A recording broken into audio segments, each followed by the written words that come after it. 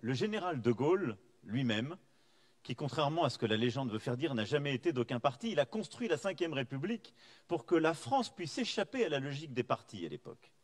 Parce qu'on était pris dans un régime parlementaire.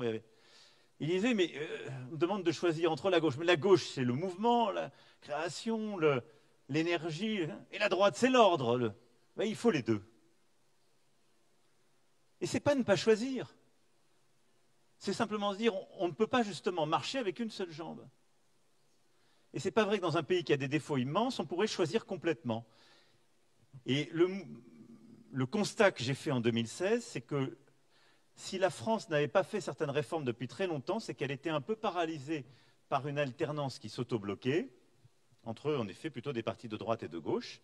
Et donc le mouvement que j'ai lancé a rassemblé des femmes et des hommes venant de la gauche modérée, du centre, de l'écologie modérée, du centre droit et de la droite modérée, pour faire simple.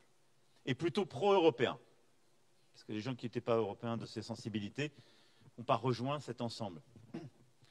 Et ça a permis de faire des réformes. Je dis souvent, je défends mon bilan, je ne fais pas de politique intérieure devant vous là, mais on a fait des réformes, par exemple, pour lutter contre le chômage, réduire le taux de chômage, lancer l'apprentissage, réformer les retraites, ou sur la fiscalité pour attirer les investisseurs internationaux qui ont des résultats. On a baissé le chômage comme on ne l'avait jamais baissé, les impôts comme on ne l'avait jamais baissé, on n'a jamais été aussi attractif. Beaucoup de gens de droite ne l'avaient pas fait avant. Et à l'inverse, on a réinvesti sur des services publics qui étaient en train de tomber, on a dédoublé les classes dans les quartiers les plus modestes, etc. On a justement eu cette politique aussi d'apprentissage, une politique sur l'éducation et la santé que beaucoup de gens de gauche n'avaient pas eu non plus avant. C'est en même temps qu'elle, je crois, qui va avec liberté, égalité, fraternité. C'est de se dire, il n'y a pas une vision unilatérale des choses. Est-ce que c'est simple tous les jours? Non. Parce que surtout dans les moments où les temps sont durs, où l'inquiétude revient, on préfère toujours des réponses qui ne vont que dans une direction.